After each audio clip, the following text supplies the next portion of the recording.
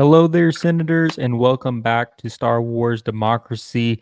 We got a lot of fun news to cover tonight, and I have here with me Journeyman and Travis, the newest addition to our Star Wars Democracy family live streaming community here.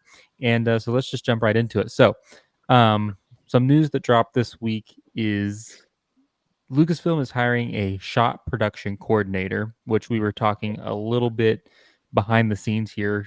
Seems to be in line with some of their recent animation projects. Now, one thing I found interesting in the Screen Rant article that I was reading was saying that the shot production coordinator job, like description, is more in line with an actual series and not something like an anthology series like Tales of the Jedi or Tales of the Empire.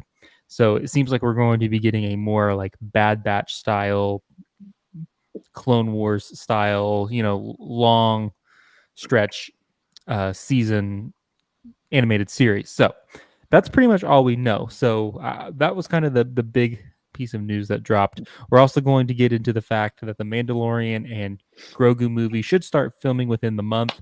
We'll kind of talk about some of the set designs that we're starting to see, and then we can wrap up with the Acolyte and any other Star Wars discussion we want to talk about. So, guys, we don't know much about this new animated series. If you caught wind of my thumbnail, Travis mentioned the lightsaber going through his head. That is indeed Luke Skywalker behind you, my friend.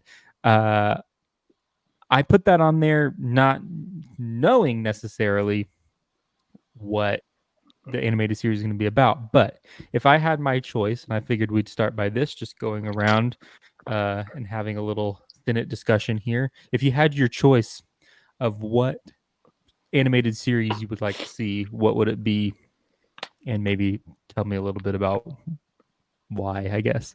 Mine personally, I think at this point would be a Luke Skywalker Jedi Academy show. I think we even talked about this in a recent stream, kind of getting that same perspective that we got of, everyone always talks about how the Clone Wars built onto Anakin Skywalker's character and shed a little bit more light into downfall that we see from Attack of the Clones to Revenge of the Sith. I think a animated series of Luke's Jedi Order could shed some light on the Luke that we see in uh, The Force Awakens and The Last Jedi. Not to mention, we could see young Ben Solo. You could bring Luke, or not Luke. Well, you would see Luke, but Han. You could bring Leia in. You could have even Grogu there. All that good stuff. So that's what I would like to see. Journeyman, what are your thoughts? Oh, you had to throw it to me. I have no clue. Come back to me. I'll give you a different answer. Okay, come back. Yeah. Travis, you have any thoughts, any wishes, if you could have it your way? Well, I agree with you. I think that one might assume, rightfully so, that it's an Omega related show, but Yeah. I feel like, and this could be one and the same. We could have a time jump with Omega during the time with Luke Skywalker, because the timing, presumably when we see her in the Bad Batch finale, where say during episode 4 or maybe a couple years before. So if she were to pop into this Luke Skywalker show, it would be like maybe 5 or 6 years later that she could show up at any point, and she would still be relatively young for a decent chunk of that time period. But I think maybe take a break from this era for a bit of the Clone Wars, because we just had Tales. Yeah, you know what I'm talking about, like that during episode 3, post episode 3 era. I think the past few projects have all been that pretty much. Yeah, even like Andor, Obi-Wan Kenobi, even though it doesn't really feel like the same era, it kind of is. But we're still like in that 3 and 4 era. So I think maybe taking a break and moving forward and focusing on developing the sequel trilogy setup, which Yes. I think makes sense because they've teed it up kind of perfectly. Luke Skywalker, maybe it's intentional. Luke Skywalker kind of keeps popping in and out just to remind you that he's there. But they haven't really gone, and as someone who's read a lot of the post Return of the Jedi canon, he hasn't been shown very much unless it's right before episode 7. Like even in like Battlefront 2, he has like a brief cameo where we establish he's looking for artifacts. Probably one of the best scenes in the game. But based on not playing the game, just watching the cutscenes, there's that, the Shattered Empire comic, of course, him popping up in Mando season 2 and Book of Boba Fett. His appearances are so scattered, but in such close proximity, just enough where you're wondering, what is he doing? Like he's like every time we see him, there's a new development of some kind. So I think they're kind of teasing it for something like this. Yeah. Yeah, and a lot of the fan speculation and we're not alone in this on X when I was reading that this was a lot of the insiders and people were posting that this was happening. A lot of the consensus was a lot of people want this. A lot of people want to see Luke's new Jedi Order. What's that's like? Even just reading Fate of the Jedi, listening to Fate of the Jedi. I think it's just so interesting the differences between how Luke established his Jedi Order versus the Jedi Order that we see during the downfall of the Republic, and even I would assume the High Republic. Well, we know the High Republic. Granted, this is Legends, but Journeyman, like we've kind of talked about this before, but like in Luke's Jedi Order in Legends, it's okay to have attachments. People are married in the Jedi Order. People are having kids. Luke has Mara Jade and other girlfriends and children and Ben Solo and all these things. It's a very different looking Jedi Order. Now, I don't think that was going to be or has been adapted into canon. Am I right on that? That his Jedi Order that we see in Legends is not really the same Jedi Order that we see in canon. No. He in this, at least what they're gonna do, if they're gonna do anything, is more have the attachments be there, but you still can't have like the full on connections. Like you can be more emotionally attached, but you can't still let yourself go fully, because that's kind of what we see in the High Republic, at least. Like you can not necessarily, but like you can have the attachments, you just can't let it go to that full extent. And that's kind of what Anakin did as well. He'd let it go to the full extent. Here, I think Luke, if you're going to do anything, he's going to let the attachments kind of grow, but not to the fullest extent. Like you can care about people, you can like care for your friends, care for your enemies, stuff like that, but you can't go like to that emotional really side of everything. I think so. If we're talking about the Luke thing, I think it would be the perfect thing to do for the animated, because I know, Ryan, we've talked about it before. We're just like live action versus animation of like what we like, and I'm more or less, I went back and forth so much, but I think the animated series would be the best thing, because you get all the group back and you don't have to have necessarily the original members of that cast be there to voice the people, even though that's a good point. Even though it would be kind of,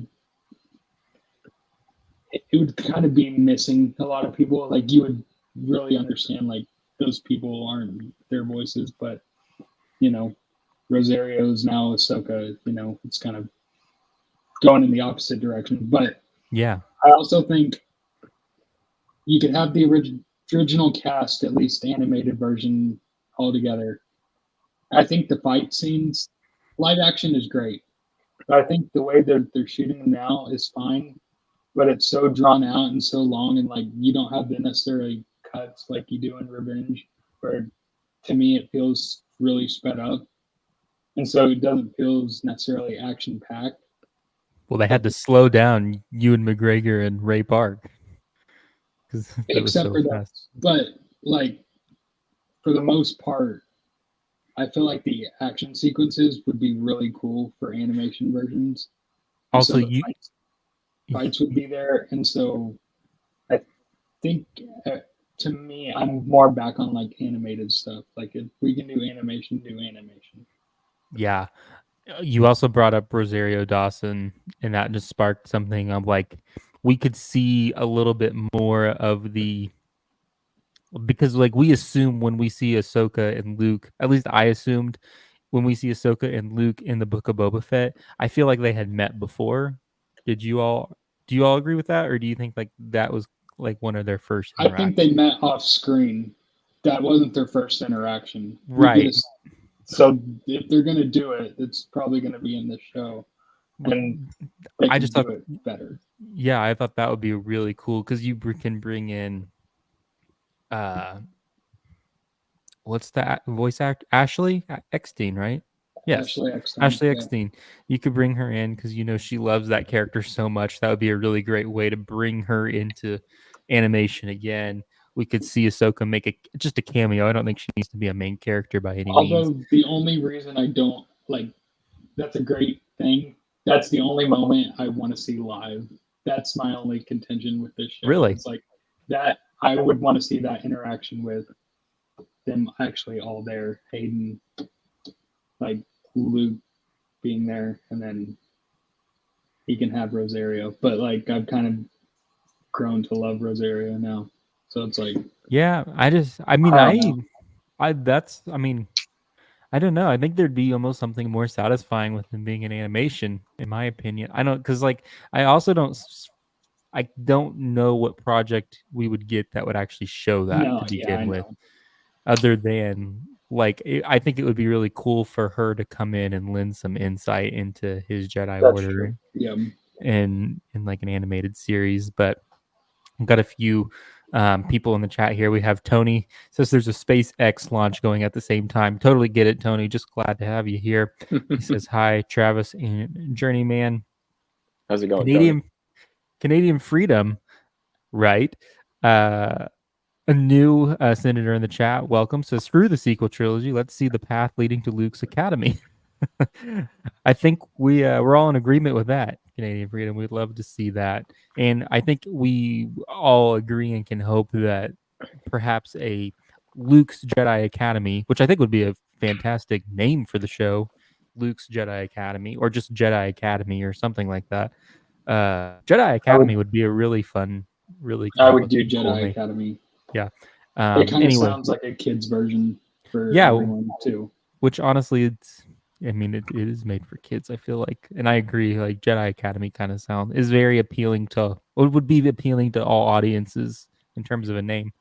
But I think that what we're hoping for Canadian freedom would be that this show would lend some light into what we see in the sequel trilogy for those like myself and Journeyman who are maybe a little bit more skeptical with what the sequel trilogy is trying to do. So, but we realize that it has to connect somehow to sequels. Like it's going in that direction. yeah, for sure. We're not throwing the sequels out and being like, well, they don't exist anymore. So yeah. Tony says old Mega.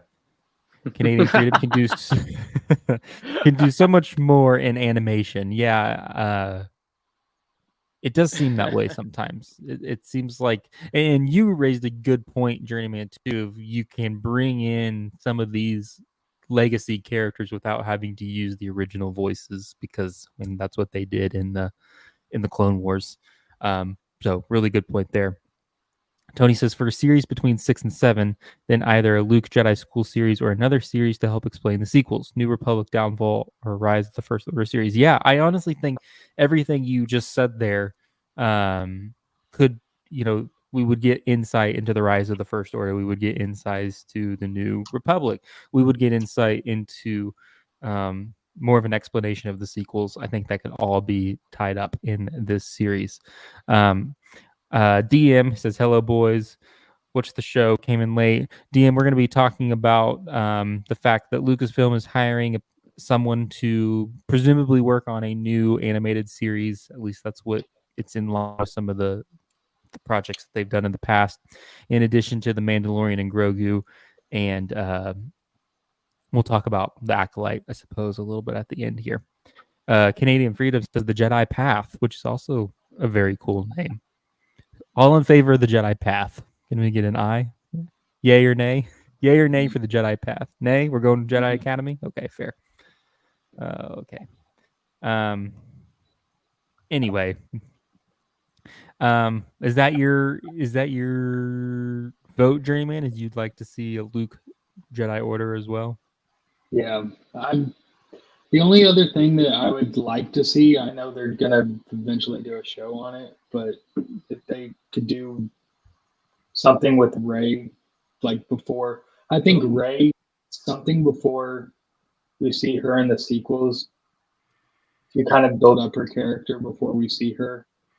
I know she's been on that planet for so long, but I'm like, you kind of need something. Everyone hates on her, and it's not really the actress's fault. It's the writing and the lack of direction. Are my But I'm ears like, deceiving me right now? I know it's the only other option that I can think of. I would rather see the Luke show, but I'm saying if you're making me choose something else, I would kind of want to see a Rey show where they develop her properly before we get to the sequels. Even though she's been on that planet for her whole entire life, you need something to kind of ground her and be like, why has she why has she actually grown to be that way, rather than just what we get in the sequels. I feel like an underdeveloped character, and that's probably what they're going to do with her her show eventually in the future. But Her movie, yeah. yeah, her movie. But I'm like, You could all get I suppose, a animated series about Rey's Jedi Order. Would they do that before her movie, though? I don't think so. But no, you would need to. Although, depending on when the movie takes place and what time period it's in, you could probably do what this show is probably going to be in Luke's Jedi Order. If that's what it is, then I would do it yeah, before her movie. But that's just me. yeah. I don't know. The only thing is do they do a Luke Jedi Academy show while they're also trying to kind of hammer out this Mandoverse in live action? You know, they're about to do a movie.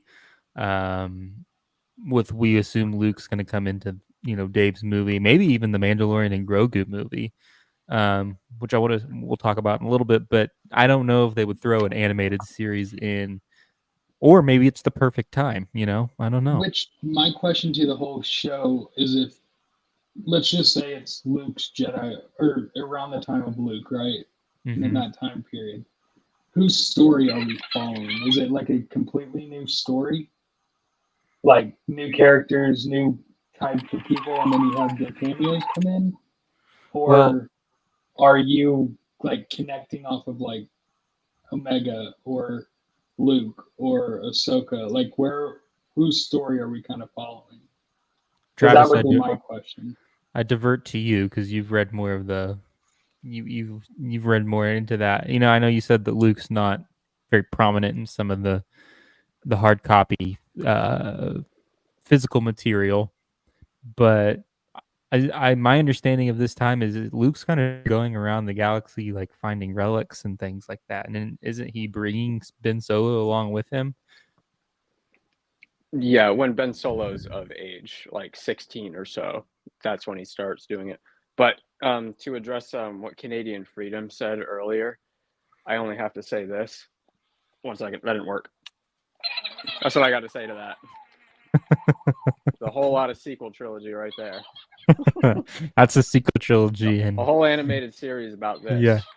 Quiet. Hey, I mean, all right, yeah, you know what? I'm annoyed with the sequels now because of that. It didn't know how to shut up.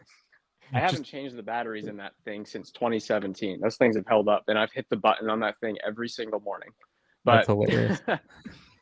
But with the sequel trilogy show, I think you're talking about a jumping off point on it, like something that would suck somebody in. And I think a perfect opportunity to do that would be the Battle of Jakku, the first Battle of Jakku, which is we see the aftermath of in The Force Awakens, with the Star Destroyer crashed in the dirt, in the sand. That was the battle that defeated the Empire, basically, as we knew it. So having it be the last battle of the Empire, and that's how you start, and maybe you introduce some new characters, like rebel characters, during this time, we also have Poe Dameron's parents, Kes Dameron and Shara Bay, who are very important characters in the post Return of the Jedi stories. Just having them as major characters would be like a really good way to latch on to them. Just having them interacting with Luke, because leading up to The Force Awakens, there was a 4-part comic called Shattered Empire, where we first introduced the idea of Luke trying to find artifacts, and we find out that the tree on Coruscant, do you remember the Force tree? Like Dooku standing in front of it after Qui-Gon dies? Yeah. Palpatine had that excavated from that place, and he was actually cloning the tree in a laboratory on Endor. So after the Battle of Endor, Luke takes Poe Dameron's mother, who is a pilot during the Battle of Endor, who basically helps him get clear of the Death Star after he gets out with the shuttle. Like him and Shara Bay end up shutting down this facility, and then as a gift, Luke Skywalker gives her one of the Force trees, which she plants on Yavin 4, and Poe Dameron basically grows up around it, which it's supposed to give the implication, oh, he's Force sensitive because he grew up next to that tree. So just taking characters that people don't necessarily love in the sequels and connecting them to the originals, that's how you do it. That's how you make people care. Because while I may love those sequel trilogy characters, it's no secret that most of their time on screen is apart from the original characters instead of integrating them with the original characters. See, if we began like The Force Awakens and Rey already knew Luke, or we saw Poe Dameron with Leia all the time, I think stuff like that would really help you attach. But it did feel at times like they were just like, here's the old characters doing this thing, the new characters are over here, and then the old characters die, and then the new characters find out. So you unfortunately get, in Journeyman, I think gets what I'm talking about.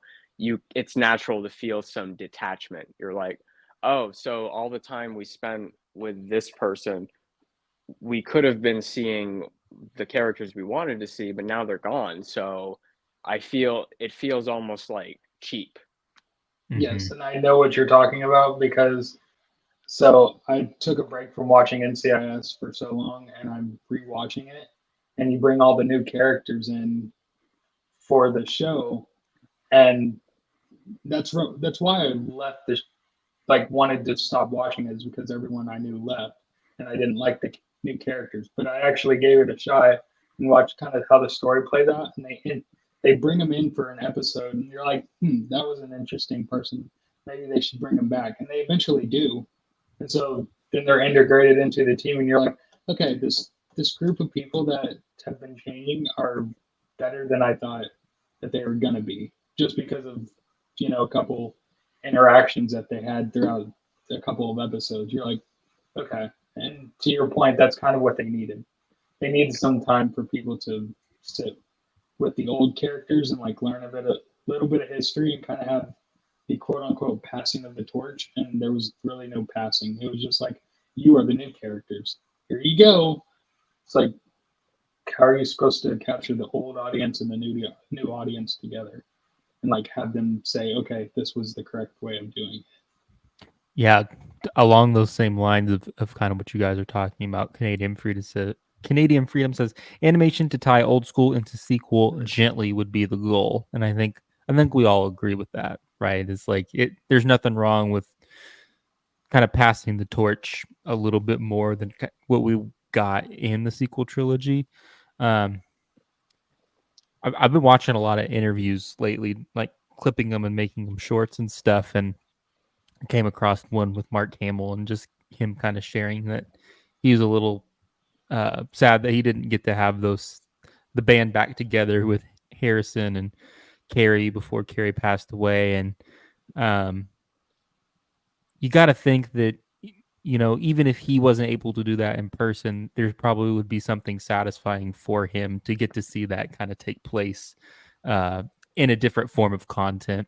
Not saying we should do it just for him. I think everybody would appreciate that. Everyone. That's what a lot of the problems with the sequels is like we never got all of them together.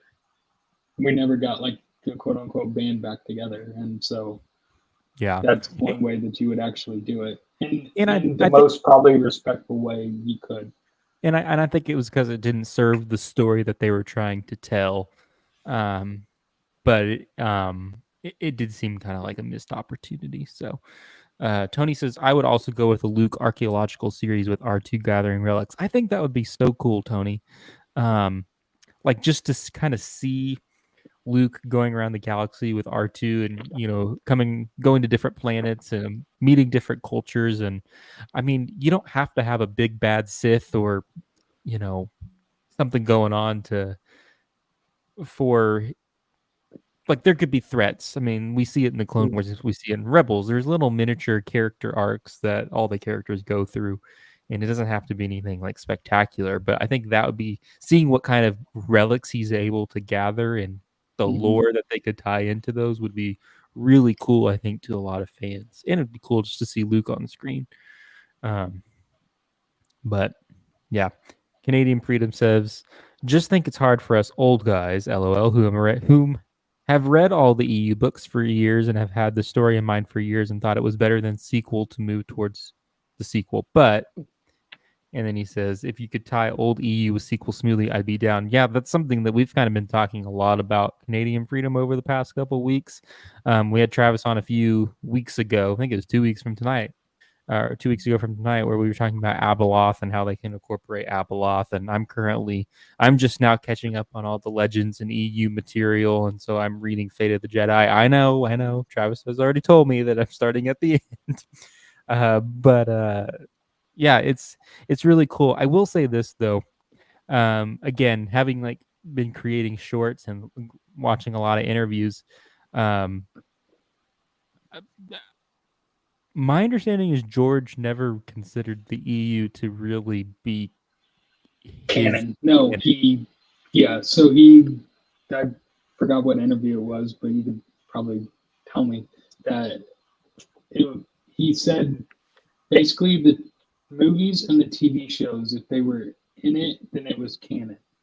Yes. Mm-hmm. That's what was canon. Everything else was kind of just creative freedom for people to kind of freely express their Star Wars fandom. And if they wanted to incorporate it, then great.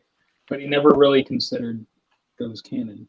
I think a lot of the stories, even though I haven't read them, like I hear a lot of from other creators or what like other YouTube videos, but like I think there's some pretty good stories. But if we're gonna go off of George's thing, that's kind of how I view them. Yeah. Travis, would you say the canon? Do you like the canon stories better, or do you like the Legends material better, or are you impartial? Oh man, please don't make me answer that question. Oh, that's so tough. Depends. I have to catch up on we're in the same boat. I'm a little further than you maybe in terms of reading Legends, but that's 30 to 40 years of material to catch up on. Mm-hmm. But there's something sentimental about this new era for me. When The Force Awakens was coming out, no, I didn't know The Force Awakens was coming out until about the first trailer. Had no idea. It came on, the trailer came on during science class before it was on the big smart board in Miss Altiva's lab chemistry class. And then that first trailer of the bum, and they're showing the shots, and you see BB-8 rolling across the dirt. And it was in the front of this really boring chemistry video, and she sounded like Count Dracula. So when it started playing, I was like, whoa! And from the back of the room, and she's like, Travis, we're not here to watch Star Trek. We're here to do the chemistry. And I'm like, what's this? What was that? At that point, I would tune her out and just see her mouth move. But I'm like, I'm watching. I don't care. She pronounced sugar, and every kid that I ever went to my school, if I walk up to them and say sugar, they know I'm talking about Miss Altiva. But when that happened, I remember going into Walmart back when Walmart. You remember when Walmart was open 24 hours? That was weird. Yep. But I went in there, and it was 2015. I was about to. I think I was on summer vacation, and I saw a book called Weapon of a Jedi, and it was like a little short young reader book, and it was one of those for 11 to 12-year-olds, but like every chapter there was a picture that didn't make much sense, and then you would read up to the point that was describing that picture, and you'd be like, oh, and it said Journey to the Force Awakens on the top of it, and there were a bunch of books. So basically, read these books, and they'll give you hints as to what's going to happen in the movie. And Oh, that's I cool. picked up that book. I bought some pineapple and a can of Spam. I was like 16 years old, and I sat in a beanbag chair and I read that book cover to cover in one sitting. I started at like 12 at night and I finished at like 3 in the morning. And from then, every book I picked up and read it. And so and when The Force Awakens finally came out and it opens and Finn and the stormtroopers run out and that one stormtrooper gets blown up and Finn, like, he dies in Finn's arms, that hurt because I know who that guy was. I'm like, I just met that guy. That was FN 2000. His name was Slip because he was an idiot. That was his nickname. So he died and Finn feels responsible. So it was a weird experience where I'm like, I know that person. That sucks, but these people don't. So that guy laughed, and now I want to punch him. But when and when Poe Dameron was there, you remember Snap Wexley? He was part of Poe Dameron's X-wing squadron. He was the bigger guy with the beard. In the Rise of Skywalker, he says, Leia says, "Try having a little optimism," and he's like, "You're right. This is going to be great. You're not going to believe how well this is going to turn out." Probably foreshadowing of the movie that was about to happen. But that character originated in the Aftermath trilogy of books from 2015. His name was Temmin Wexley, and you meet him as a kid, and he has like a reprogrammed battle droid named Mr. Bones that is like his friend who also just kills people, and it's funny. But I grew up before that movie. I met that character, so I met this kid, and I got really attached to him. And then in The Force Awakens, when they say his name, I'm like, that's him. So to like the short story is I have a much deeper connection to the canon because I could follow it from its inception instead of having to catch up with it like 30 years later. Yeah. No, I wish I could experience that. Miss Altiva yelling at you. Yeah, you wish you. Yeah. the angry chemistry mad scientist. You didn't know if she was angry or if she was happy. That was sad. That was the scary part. Remains a mystery to this day. No, the being able to draw those connections as you're watching something is probably super satisfying. So note to self: next time they are about to release a movie or sequel or trilogy of movies, if they have a books that come up before it, it's probably worth getting and reading. Yeah. Could I ask a question real quick, both of you? What was a moment? I guess Star Wars. What was a moment where you noticed you picked up on something and you felt really good that you picked up on it because of something else you watched or you read before, and you're like, I noticed that, even if it was common sense, you're just like, I noticed that, and it felt like so much better because like you put in the work. I gotta think. It's a lot. Yeah. Probably for me, the thing that's coming to mind is actually in the sequel trilogy. Some of the Jedi that we hear at the end. Oh yeah. Of like to for most people, I would say most people watching that movie, like they would pick up on like Ayla Secura, I think was one of them, and Adi Gallia, I believe, was there. Isn't even Kanan Jarrus? Kanan's Yeah. there. Yeah, so like in the heart of a Jedi lies her strength. That's what yes, he says. yeah, and like Ahsoka's, I mean, all of those characters, like I remember that, like, okay, it's a nice payoff to be able to hear those voices, even if we don't get to see them.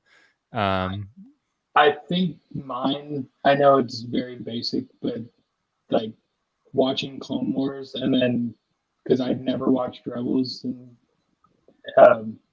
Ryan would say, like, we were watching it together. The moment for me was seeing Ahsoka come down from the ladder and being like, that's the same girl that was in Clone Wars. Like, that's the person that like grew up, and she's she's an adult now, that got me where I'm like, even though it's right in front of your face and it's the main character, but for me, that was like, wow, that's kind of You have a where hard we are time now. connecting those dots at first. Like Anakin Skywalker kind of feels like a different character in the Clone Wars than he does in the movies because he's portrayed differently. He looks different. He sounds different. But then like something will happen and you're like, oh, that's Anakin Skywalker. Yes. No, that's also another thing I was going to say. Anakin says, somebody was got to save our skins in one of the very first episodes of the Clone Wars. And I thought that was so cool because he doesn't say that in live action, but his daughter does. And you don't really get to see Leia and Leia's connection to Anakin as much as you get to see Luke's. And so I love that when he said that in the Clone Wars because it bridges that connection in my mind. It's like, okay, they never get to meet each other in the same way Luke and him do, but there's that like really cool connection there. That's one thing that, in my opinion, canon has done much better than Legends, and that's Anakin Skywalker. In Legends, once Anakin Skywalker is gone in Return of the Jedi, he's gone. They don't really bring him back. At one time, there's a book called Truce at Bakura, which takes place right after Return of the Jedi. Like Luke is still experiencing pain from getting electrocuted. It's right after. And Anakin's ghost appears to Leia and just says, hey, look, I'm sorry. And the last thing she says to him is she basically says, go away. I never want to see you again. And then he never shows up to her, which is just really, it's really kind of sad. breaks my heart. Yeah, but like at the end of it, she kind of forgives him. Yeah, and like he appears to Luke's great grandson, or I think it's his great grandson, Cade Skywalker. But it's only because Cade is high on death sticks, so Anakin appears to him. He's like, "Hey, why are you doing drugs? Like, what is this? Like, I turned to the dark side, but that wasn't drugs. Come on, man." He basically pulled an Obi-Wan. It's like, you shouldn't be doing this right now. Yeah.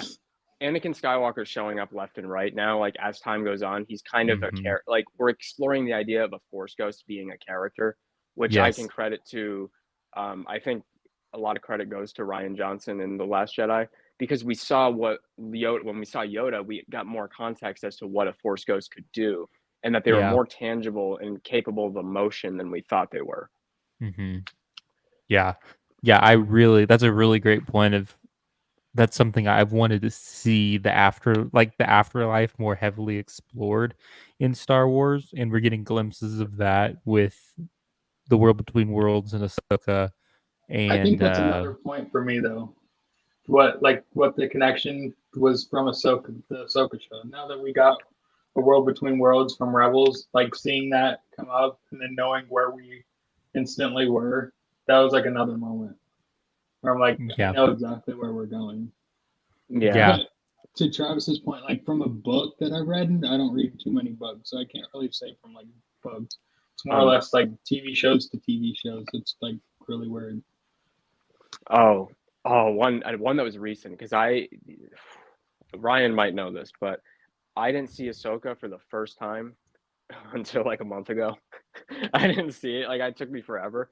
But when Sabine is trying to they're trying to have that ceremony, and Sabine's riding away, listening to rock music on her speeder, and the E-wings pull up alongside her, I was like, they were in those showed up in Dark Empire, the original story where the Emperor comes back, and in Legends, where I was like, oh my gosh, this is live action. How did I not know these were here? And but yeah, one more, a big one in Book of Boba Fett, when there was time, while I like that show more than most people, it did at times, it was hard to feel like that was Boba Fett. He was so different. He was so nice and everything.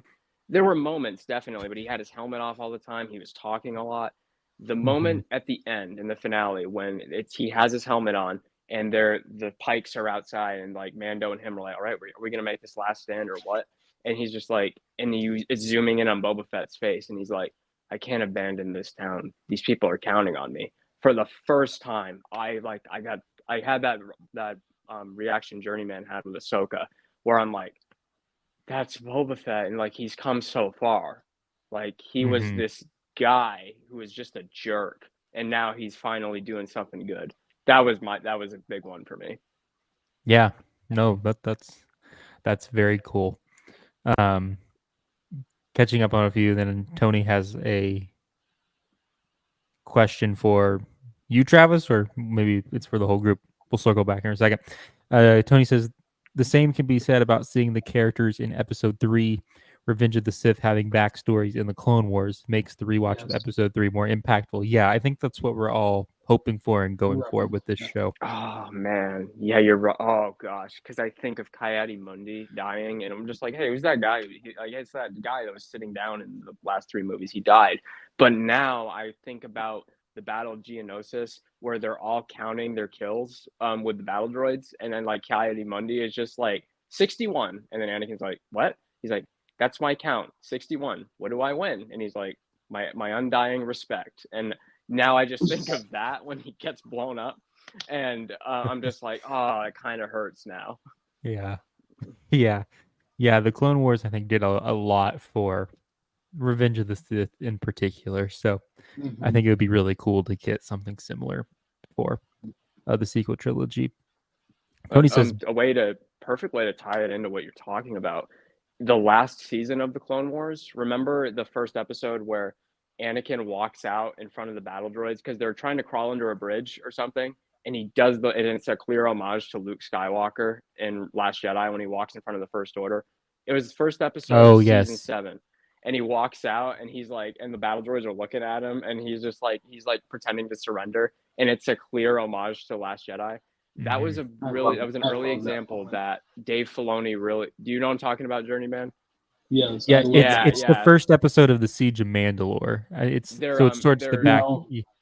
What? I think they're on. Oh yeah, it is. Yeah, it is. Yes, it is. Sorry. Yeah, I feel like they were on the same planet they were in the Clone Wars movie, but I could be wrong. But yeah, and you really felt like it was the first effort from Dave Filoni to say this leads into the sequels, and I'm going to do my best to acknowledge the sequels and have these characters' choices foreshadow what's going to happen in those movies, just like the Clone Wars would foreshadow what happened in the originals, and vice versa. Yeah, no, you're right. I forget that scene is a parallel to Luke in The Last Jedi. But you're totally right. Tony said, based on what Travis said about EU to canon, what is your thoughts of Vernestra demeanor in The Acolyte? That's an essay right there. We kind of talked about it 2 streams ago. I'll say there's one point that I wanted to make that I forgot to.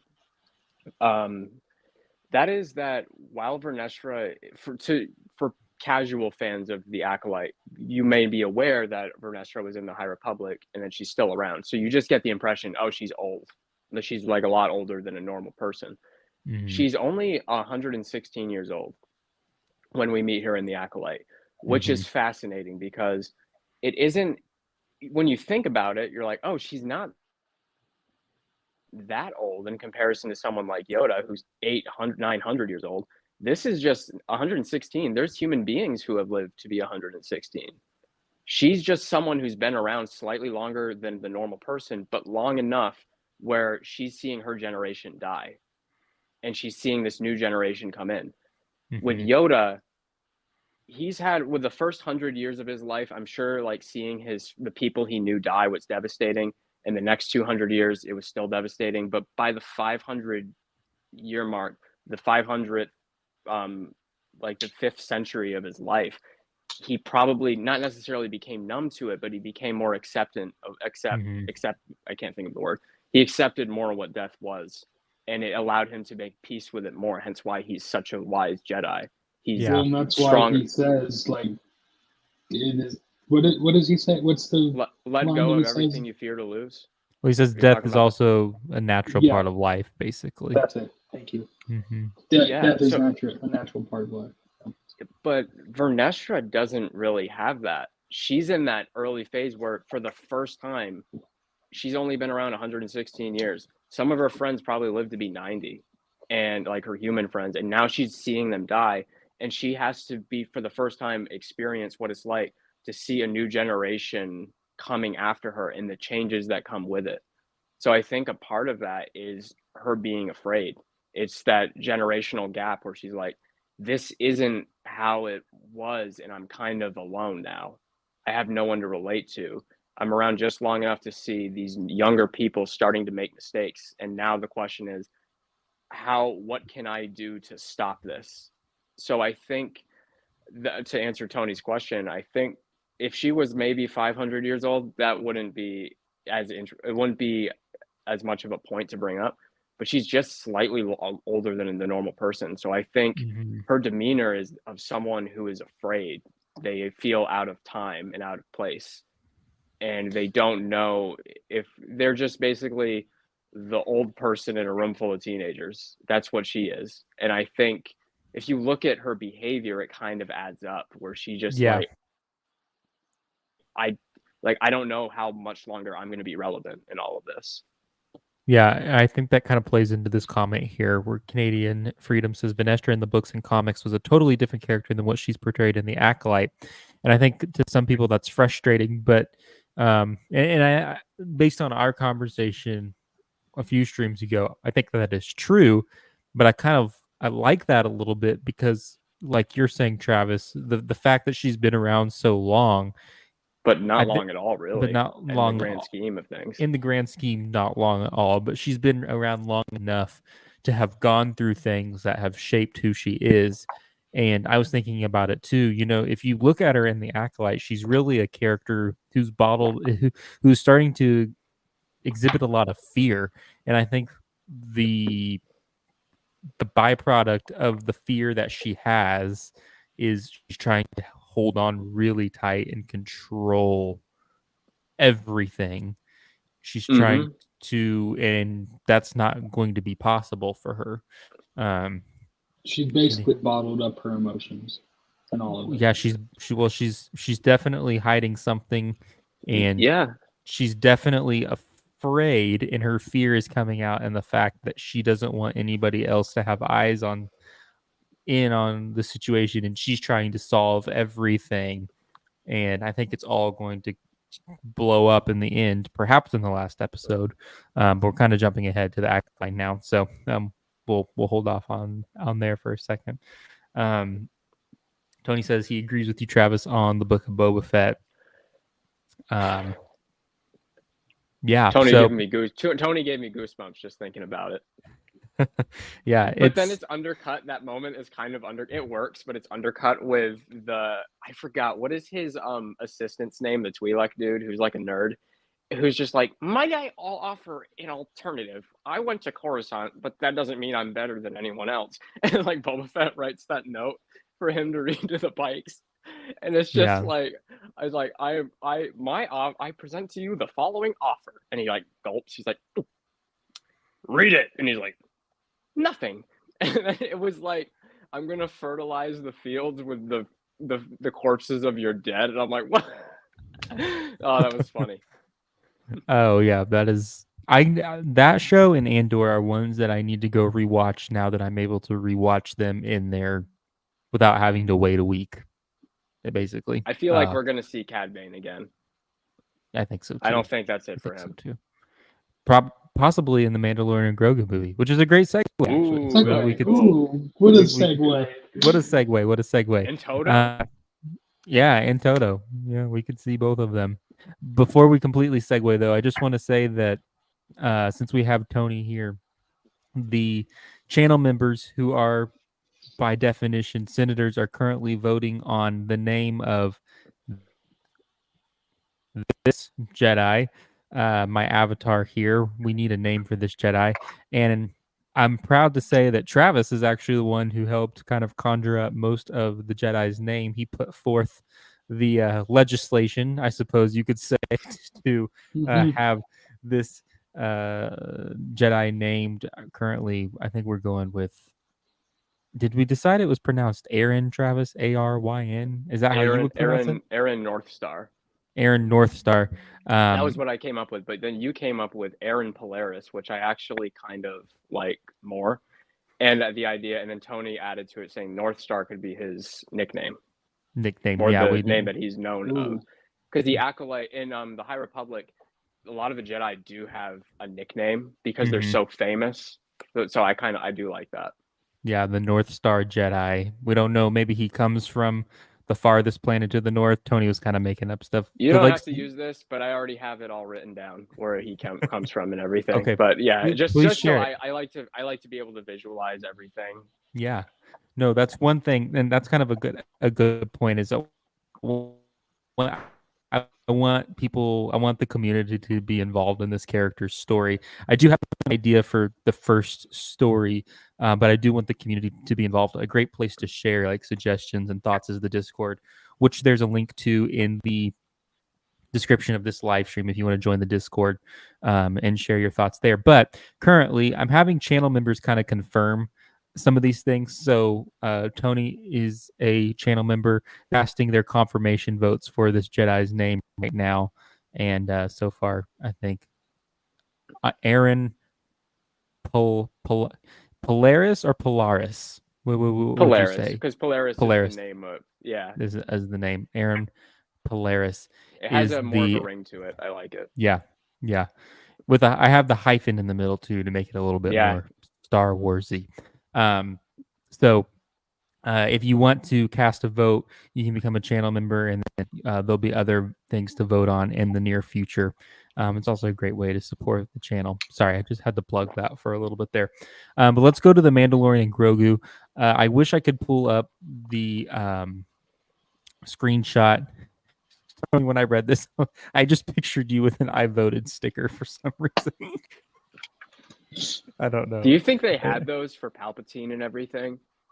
Because it reminds me of like when things went bad, how dumb did those people look? How like awful. It reminds me a little bit of when there's not someone not so loved and their thing is still on the person's front lawn, and you're just kind of like maybe you should remove that. Yeah. But yeah, just like I voted for Palpatine. There were probably shirts that said that. And there's probably like afterwards they're like, ugh. I gotta believe that this was his campaign slogan. I am the Senate. Oh no, you know what it was? I will make it legal. And it Yeah, was like I'll make it legal. That's for spice creams. Yeah. Oh man. He made spice legal. Vote for Sheev. Yeah, no, Tony voted. He did vote. And believe in Sheev. Believe in Sheev. Oh, these are good. These are good. These are great. I keep coming up with those. Put them in the Discord because one of these days I have channel merch, and I really believe in Sheev is really great. It's like great. You're gonna start a whole like legit political party, and things are gonna get ugly in the Discord. Yeah. There's gonna be a Star Wars democracy, and then there's gonna be another Discord. It's the Star Wars anarchy. And it's gonna get really ugly, really. The Star Wars totalitarian regime. Yeah, Canadian Freeze says Palps rules. Yeah, I don't know. Now I want some Believe in Sheev merch, so please make that happen, Travis. Believe in Sheev. That is honestly great. Mandalorian Grogu, though. So I wish I could bring it up, which, speaking of becoming a channel member, it'd be great if you could, so that I could invest in some more technology here at the channel, because we're running on. I have a Mandalorian, but it's not the Mandalorian. There you go. Good old Django Fett. Also, I should say you should subscribe to the channel so that we can hit 1,000 subscribers as our goal. Yeah. Thank you, Dirty Ben.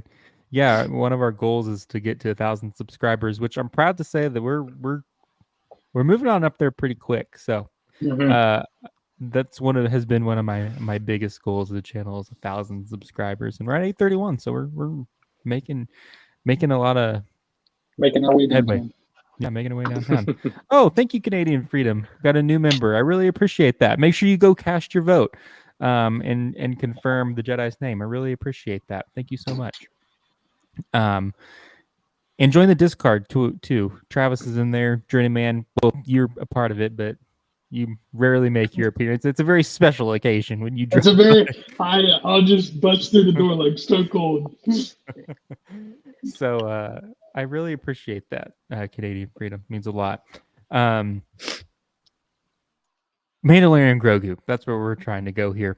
I wish I could bring it up, but I was telling you guys in backstage, I guess you could say, the there's set picture leaks of what looks to be potentially Hoth. And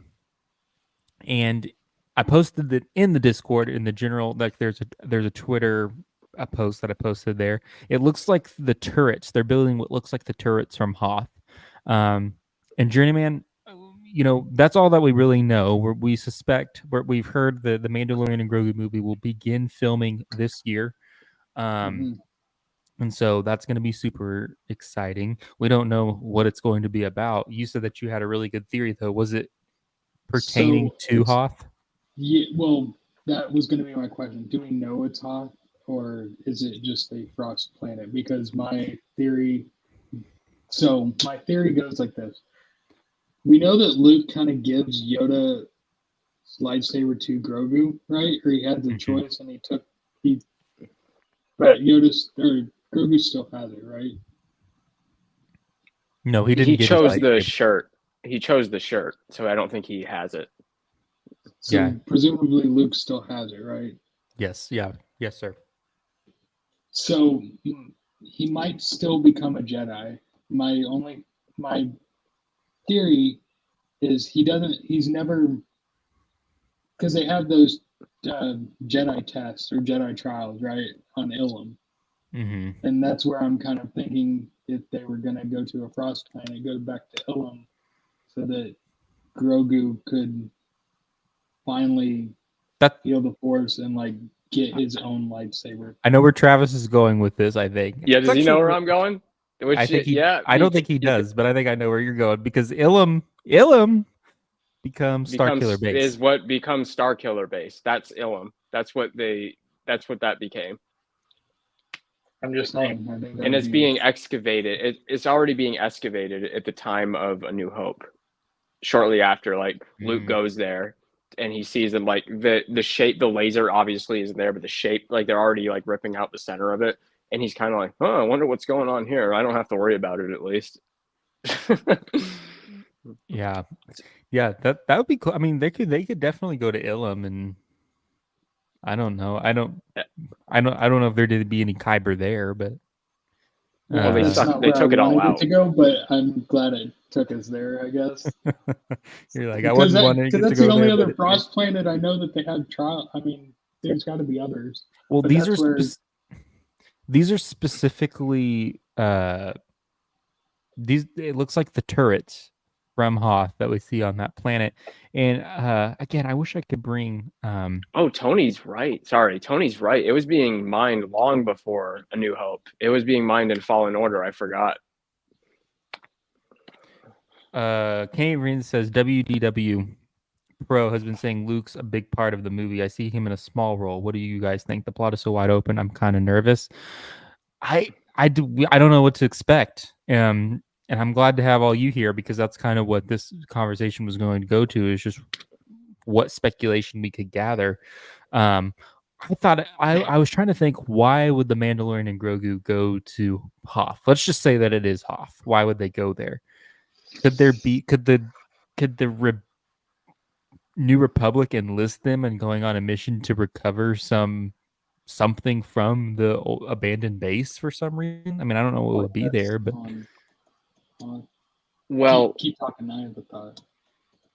I wonder if it's the same thought that I'm having. Wait, could it be the same thought? Could we be on the same wavelength? I'm not sure. But... Yeah, maybe. I'll let Journeyman go. No, I was gonna say a cameo that we could see is the whatever it is. Wampa? The snow giant or whatever that gets Luke cuts off his arm or whatever. Yeah, the Wampa. Yeah, we could still see him. Maybe that'd be like cool. A nice little cameo. That would be, if they go back to Hoth and do Empire callbacks, I think that would be wild for this movie, which Jon Favreau is directing and writing this thing. So man, I just what do you got, Travis? I want to hear it. What do you got? Oh man, you know how I forgot which one did it first. In Mandalorian, when Mando first goes to Tatooine and he meets Peli Motto, we find she has taken R5 from episode 4 and brought him back the droid that Uncle Owen was gonna buy. Yes. That blue is yeah. What if? So my thought was the Mandalorians, especially like the hard ones that were on Mandalorian, the ones that were on like the pirate ship. I'm guessing that some of them might use that place as either a home for the new Mandalorians or as like a training place. Because like obviously, like how do you train Mandalorians to be awesome? You send them to a cold place with a bunch of wampas and you make them punch them and stuff. That sounds like something they would do. Although, Like to your theory, they own Mandalore now, so they're still gonna be on Mandalore. yeah, but I mean, like, because Mando's on the other place, but I mean, like, it's more of like a training ground of sorts. Still could be, yeah. Yeah, It could be but a place that they went into hiding for sure. yeah, what if this would be crazy? What if Mando and if just similar how they brought back R5, that inconsequential character, and they made him kind of important, and gave him a second chance? What if like Grogu and Mando end up on the planet and they get attacked by a one-armed wampa, and it's the one that Luke cut his arm off, and then Grogu is able to calm him down, and then the wampa ends up like helping them? Like Mando's fighting someone and the wampa comes and helps him out, and then like we get a wampa Mando team up against something else, and then like we get like a nice send-off where like the wampa and Grogu touch hands or something. I could picture something like that happening. It would be really fun. It would be really silly to see that again, but yeah, I think that would be pretty funny. This is why you guys are just so great, because Travis, you mentioned something. This is from making Star Wars. Don't tell me that they found put it was like a one-armed wampa has been spotted on No. set. No, they didn't find one arm. Making macaroni pictures with Grogu. No, what Jason Ward from Making Star Wars says was they've started building what looks like a turret, a base, or homes. There's minimal paint, so I can't say if it's Hoth, for instance, but there's vaporator like set dressing. So that would be, what if the movie, I really like, let's say that they have caves and stuff, bases and caves. What if there really are just I mean, we could assume, right? Unless I'm completely wrong, but we could assume there were other that covens of Mandalorians. there were other covens of Mandalorians scattered all throughout the galaxy. And to go to Canadian Freedom's point of what this plot could be, what if I mean, he had the dark saber, Mandalorian, he won it in combat, so he is like the person to kind of rule and unite Mandalore, which we all kind of thought. I mean, you make a show about the Mandalorian, he gets the dark saber. We all kind of assumed at one point he was going to be kind of the one to bring all the Mandalorians together. I assume kind of with Bo-Katan. What if the movie really is about him having to go and like meet with all of these covens and bring everybody together to fight a common threat? Am I completely crazy on that, or is that no within the realm of It possibility? wouldn't be terrible. No, and you know what? You can't tell me that Grogu on a Tauntaun wouldn't be awesome. That will sell some toys. Yeah, that's merchandising right there. 100%. Yeah, even like an exercise where Grogu is either a Mandalorian exercise or it's a Jedi, a Force exercise where like, all right, I'm shutting this because the base is still there. Echo base is still there. They just kind of had to abandon it. So presumably they could just come back and use it again 100%. to rebel the New Republic. And I could see it being like a test, like, okay, Grogu, go out into the snow and get to this marker with this Tauntaun, and it's going to get really cold, so you have this much time to do it before you come back. I could see that being a test that they do to people. Also, Echo Base, someone brought it up. I can't take credit for this, but someone brought up the idea that Echo Base is named after Echo from the Bad Batch, which I love. If that would be awesome. That would be cool. Because he is involved in the Republic now. Yeah. Well, not the Republic, but like standing up for the clones' place in like the rebellion. I mean, you got to believe that was never George's original, plan, intention. But that would be so cool to make that the tie-in for sure. I think to Canadians Freedom's second question, like how big of Luke would be like a role, whether a small or big part. I think if we get the new animated series and it's actually Luke, and then he shows up in this again, like it's gonna be minimal. I think they're for live action. They're gonna use Luke like they have been using Vader for live action. Well, Like until it's gonna be very minimal, very very big moments that they need him. Other than that, they don't want to. I think to save money, they don't want to spend the money on the CGI and all that. Like, until do they that. do the Avengers moment where they bring everybody together to Yes, fight Thrawn or whoever they're going to do. But yeah, I agree. yeah, Probably a small role. This is all assuming number one, this is Hoth. Two, that they're going to Hoth. Like, and this is actually part of the story. Another callback to The Empire Strikes Back that addresses the CG, like the special effects issue. What if Grogu has to or someone has to undergo some trial on Hoth, and they like collapse in the snow, and it's like Grogu. Oh, that's tough. Imagine Grogu in the snow, and he has to keep hopping out of the snow because he's like submerged in it. I can see that too. Yeah, But he's kind of like Grogu's kind of out of it, and then just like Obi-Wan appeared as a ghost to Luke, Luke projects himself as a spirit, and he starts talking to Grogu, and he's like, Grogu, this is what you need to do. You need to do. You're not a Jedi, but the Force is still with you. I'm still, if you ever need me, I'm still here. And he kind of tells Grogu what to do, and then you maybe have it where Grogu says his first word in that moment to Luke, but then Mando shows up to like pick him up. So it's sort of just for the audience where we hear Grogu speak. He says like Luke or something like that. And then it just Mando's like, hey, what are you doing out here? So I could picture something like that working. yeah. There's so my many other question opportunities. is do we think Grogu's ever gonna like grow up, like have a grow up moment, like It's tough. actually be like the same height as like Yoda or something at one point, or is that like way way down the line? It's tough because 50 years to him is like what, half a year? What is it? What is 50 years is 5 years to him, I think, if I'm doing the math right. Something like that. I don't even Yeah, know. okay. So if Yoda died at 900, presumably he was 90 in human years. That's what he looks like. So Grogu would be half of a century, 50, half of 10 is 5. So he's probably like, it's tough because how do you make Grogu grow up and actually be sentient and capable of interacting with people unless everyone around him is long gone, which means a long time jump. But it is possible, and I think that would be a bold move to have Grogu to make that time jump and acknowledge, okay, you have let's hope you care about this character enough to see him 300 years later when everyone around him is dead. Well, You get to see. The only reason I'm asking the question is I love the cuteness that Grogu brings, but sometimes it's kind of too much where you're like, yeah, it's great. Like he had the cute moments of Grogu, but it's like at some point, like I feel like he needs to grow and develop as a character to where like we actually see him as, I guess, a useful character.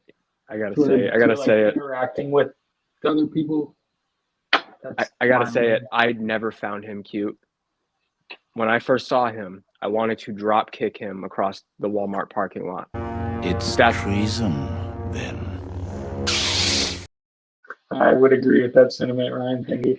And it's like, in a lot of the reason we care, I think, it's because we see how much Mando cares about him. That's the connection. And then, of course, it's seeing Grogu being able to do these amazing things. But then, of course, like calming down a Rancor or using the Force. Even when he chokes out Gina Carano's character, what was her name? Cara Dune, when he chokes her out because he thinks that she's harming Mando. It's those moments where you're like, oh, that's cool. But then he's like eating this poor fish lady's children, and you're like, oh my God, is that supposed to be funny?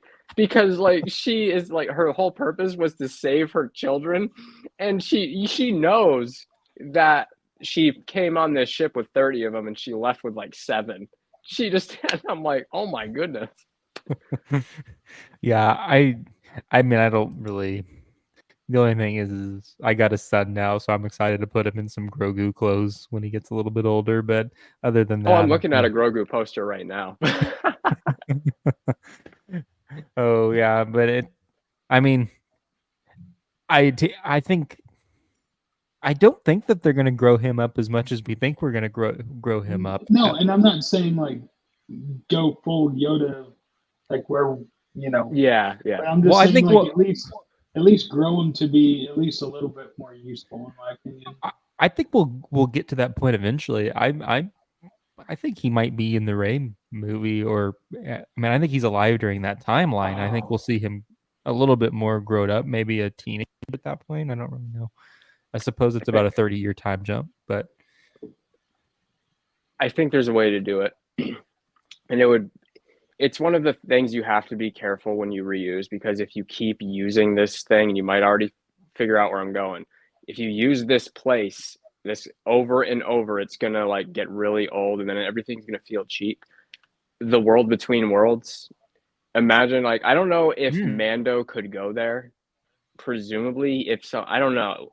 Wait, did Sabine go into the world between worlds in Rebels? no. Or she was just No. looking at the Mhm. she was just looking at it. She was But instrumental in deciphering the mural. yeah, that. But imagine, like, we go into there and we're looking through a portal, and then a Grogu who is older, who is like an adult, comes out and just has a brief interaction with some of the characters, just saying something like, "Hey, I've grown up and I've seen all of you die, and like Yeah. this is a lesson that I'm teaching you guys." And then, you remember that episode of SpongeBob? Oh gosh, where we see Gary, and he's like, I think it's in SpongeBob's dream, and we see Gary wearing like a cloak like Doctor Strange, and he has like library books, and he's talking to SpongeBob, and we find out he's actually smarter than him. Like something like that, but we see Grogu as that sage-like figure. And it would be kind of emotional if Mando somehow ends up in the world between worlds, and he interacts with this version of him that's seen him die, just like, and then he kind of goes away, and it kind of makes you look at Grogu differently, because you're like, I know what you're supposed to be now. I think something like that could work. Yeah. How Mando ends up in the world between worlds, I don't know, Travis. But It's just a thought. Also, it's just it's one of those. What was your thing from last Or time? on Mortis, that could happen. Because Yeah. Mortis, when you go to Mortis, people, they flood you with visions of things. Like Anakin sees his mom, he sees Qui-Gon. They, like, all the main characters end up on Mortis or something, and then Mando sees a vision of Grogu as an adult. You could do it that way too. Also, I have a question for Sabine's character. So, would we consider, just kind of like the Acolyte show? I know it's not segue, but like, he doesn't call himself the Sith, but do we call like Sabine a Jedi now, or do we still call her a Mandalorian? Because my question to that is, because in Rebels, I don't think the reason she went into the world between worlds was like a Jedi temple or a sacred Jedi thing, and she couldn't enter it anyways. So, could she ever go into a world between worlds again for the first time? Would we like even consider her a Jedi at that point? I'm not saying that at that point, but like, I think that it's implied that she's being trained as a Jedi. Yes, but So trained like a Jedi and to be a Jedi is like, and actually being one is kind of different. Well, because they were training Sabine with the dark saber, and that was a Mandalorian weapon, but it was still acted like a Jedi weapon. So like, they were still training Sabine when in Rebels, and they never considered her a Mandalorian or a Jedi at that point. But I think the Jedi is a term used very probably loosely in the circles of Ahsoka. I mean, I think Luke was training a band of Jedis, right? Like, this was a new Jedi order. It's an order of people who are aligned to a certain philosophy, to a certain way of life. Sure. And I think that Ahsoka is passing on what she knows to a people, and whether or not that makes her a Jedi, I think, is left up to interpretation. Just an interesting thought I had. I didn't. Well, and to answer your question, Journeyman, if we remember, the reason why Ahsoka landed in the world between worlds, it had nothing to do with choice. It was Ezra had the power to reach into any timeline and pull out anything he wanted. So he just grabbed her because he didn't want her to die, and then she ended up in the world between worlds. So theoretically, he could pull, anybody can be pulled in. So the question is, can you go in there yourself? Probably not, unless you're a force sensitive. But it also introduces the question, how do you get in there to begin with? Because Ahsoka kind of ends up there in Ahsoka, which you could assume that maybe Anakin pulled her out of her death. That's how that happened. Kind of like Ezra pulled her out of hers. But maybe Mando or someone from that era is pulled into the world between worlds. That is possible. Well, in the Ahsoka show, she says, like, how did I get here? And he says, you were going to die, right? Yeah, so he kind of pulled her out, I guess. He kind of saved her. Yeah, but that gets a little bit philosophical and Star Warsy in of itself, because I think what the Ahsoka going to the world between worlds the first time and Ahsoka going to the world between worlds the second time is all about destiny and getting her to the place that she needs to be to fulfill her destiny of what she was supposed to do. True. My only question, though, was, like, if she wasn't a Jedi or considered to be a Jedi, right, I guess, at that point, like, would Anakin have brought her there the second time? That's kind of like my question, is, like, I don't think it matters. I don't think it's open to whether or not somebody's a Jedi. Okay. I think it's intertwined into, are you destined to be there? Okay. The Lothwolves, who are highly connected to the cosmic force, are the ones who lead Ezra to the world between worlds in the first place. I think it all has to do with the force, and there's a reason why someone gets there. Yeah. Interesting tidbit that I don't think people really talk about, and I always found it, maybe it's like always been there with the world between worlds, but if you remember when Anakin and Ahsoka are fighting, like some people theorize that it was just a vision, that Anakin wasn't actually there, it wasn't the world between worlds.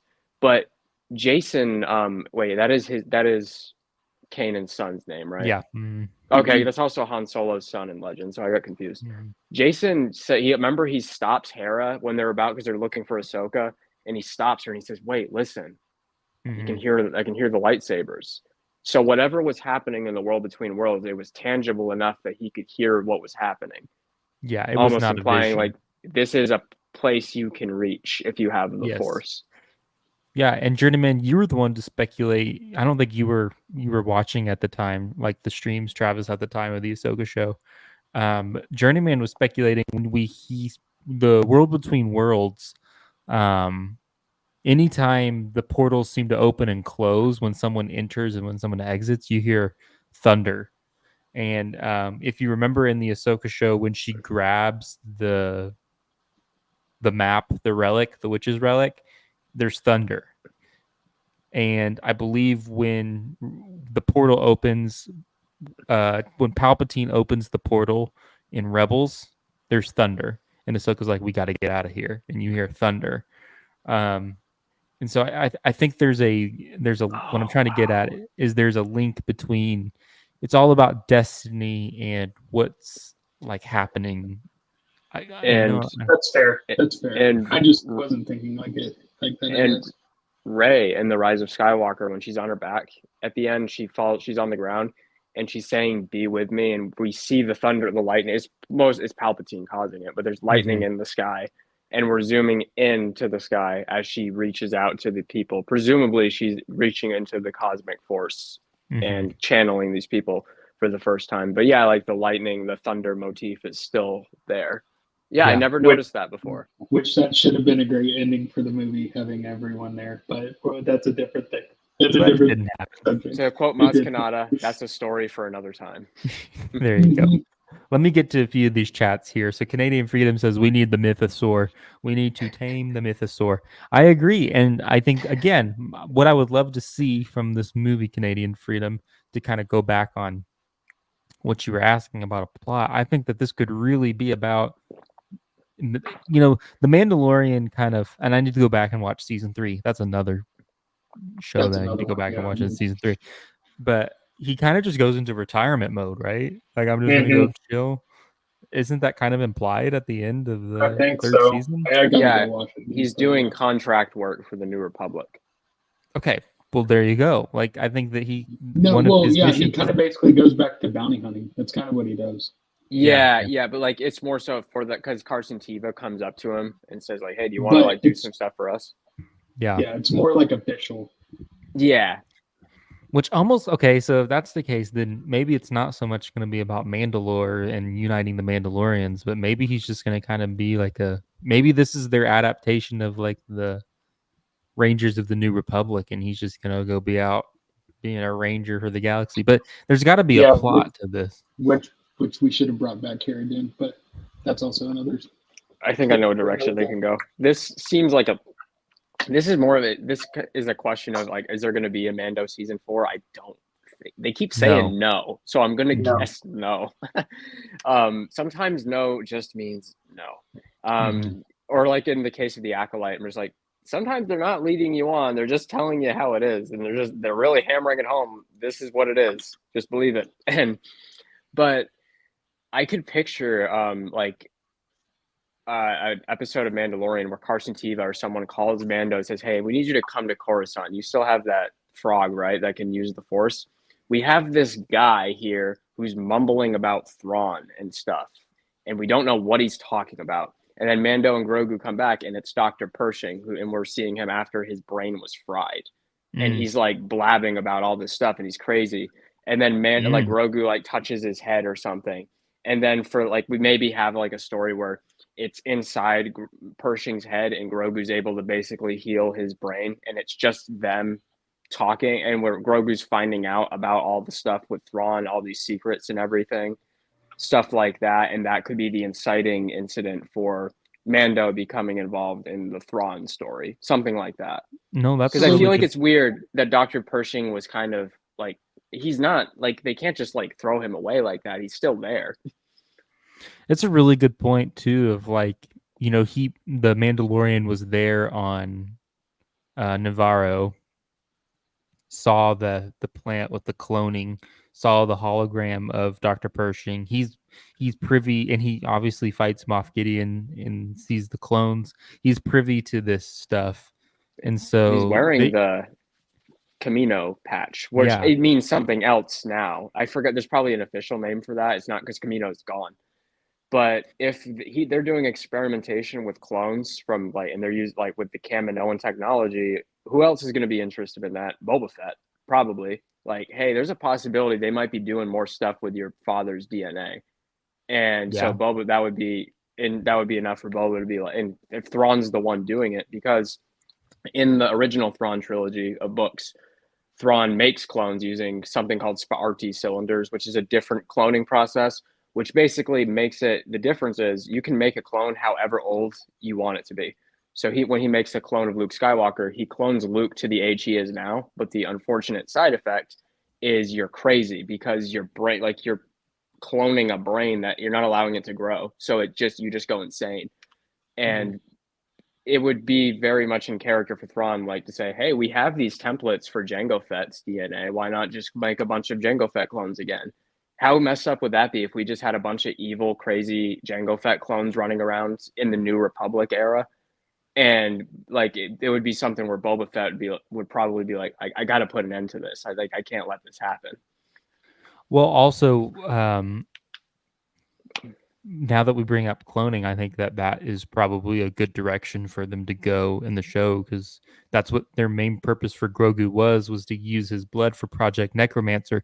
They literally name drop Project Necromancer in the third season, and then they touch base on it some more in the Bad Batch season 3, which is not by accident. And so even though Moff Gideon is dead, or presumably dead at this point, I think there's a lot of fan theories that maybe that was one of his clones. Because he didn't have a mustache.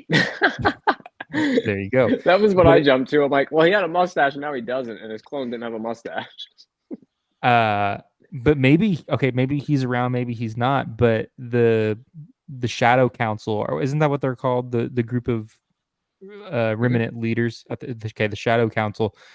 they're involved with Project Necromancer. They know about Project Necromancer. You got to wonder if maybe they're just gonna they're probably not done still coming after Grogu. So that could be a lot of it too. Is the Mandalorian is still having to protect Grogu, and that could be some of it too. I just saw Bawana Beast put in here. IDK, that's a good Omega story. I don't Oh know if yeah, that's the reference Omega. what I I'm didn't talking even about. think about that. That's But she bring would in be Omega. involved in that. 100%. And that's how you bring in. That's how you make Boba Fett and Omega meet. That would be a perfect 100% way to do in that. live action. So another question on this movie would be, are they going to bring, so you kind of mentioned the Rangers of the New Republic. It was going to be Kara, right? And then it was going to be Bo-Katan. Hera, right? Or was Carson it Bo-Katan? Teva probably would have been there. Yeah, I don't think it Bill was ever. Burr, I think, was rumored to be involved in that. It was never The, really confirmed. Yeah, but you could assume Mhm. based on his interactions with Cara Dune, it seems like that's someone she would go to. Yeah. Well, I thought they were going to bring in Hera and have like Hera and Kara kind of be like a team up thing. Well, that's probably why they are outside of Korea. But that's kind of why I'm asking, like, are we going to see Hera and Jason Sindula like in this show or in the movie at least? No, that's like, a really good pop point. up? Well, that's a good point though, too, Because- Journeyman, because we have Ezra and we have all of these characters from the Ahsoka show.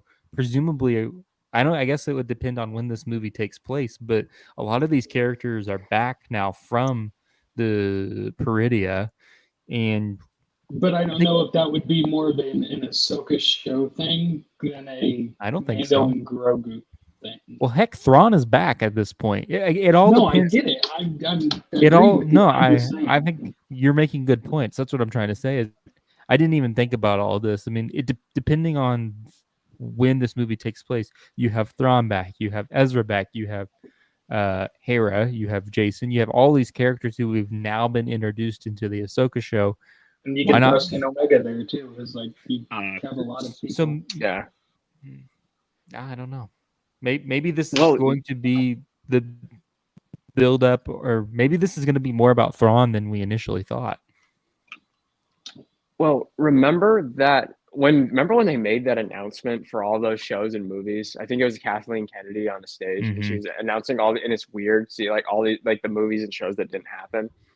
Like that Lando show, I'm like, where is that? Like Donald Glover is almost older than Billy D. Williams was when he was in Star Wars. I'm like, oh my gosh, this is.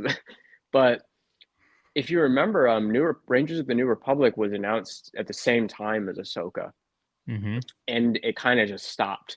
So I almost wonder if we're just seeing the ending of Ahsoka was meant to set up Rangers of the New Republic, but that show was so far along that they couldn't change it.